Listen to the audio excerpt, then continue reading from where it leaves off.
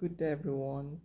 One of the best ways of attending to certain diseases is immunization.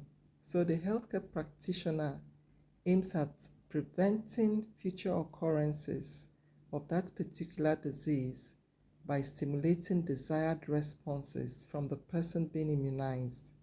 When Jesus Christ died on the cross, he paid the ultimate price for you and I. He paid in advance before we even got to the scene. He also paid in advance for generations yet unborn. He paid in full.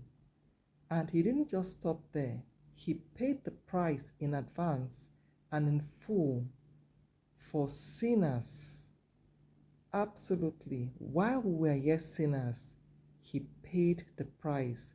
Reckless sinners without hope. While we were yet sinners, Christ died for us. It's Easter. Enjoy the best of the season.